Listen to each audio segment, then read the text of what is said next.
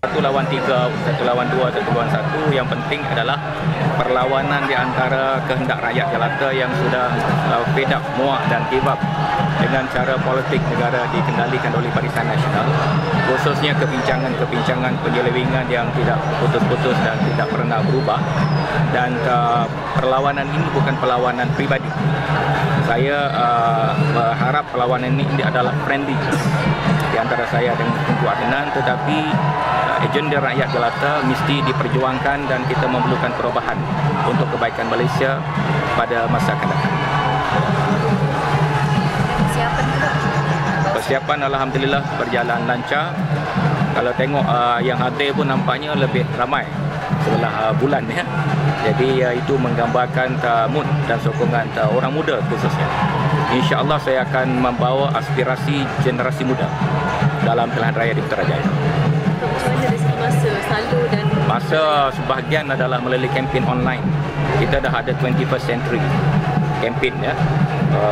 Barack Obama lagi besar Amerika, dia boleh kempen dan berkesan dan berjaya kerana dia ada social networking yang efisien ya, yang cekap. Jadi sekarang kita kena latih rakyat Malaysia berkempen dan berinteraksi dengan cara yang lebih canggih.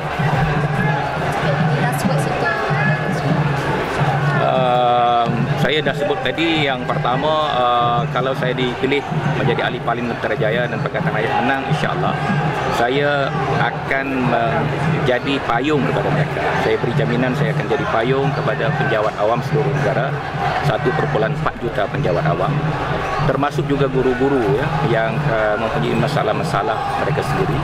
Selain daripada itu, saya telah menyiapkan bilik operasi saya menjadi pusat khidmat bagi warga Putrajaya sekiranya saya ditakdirkan kalah.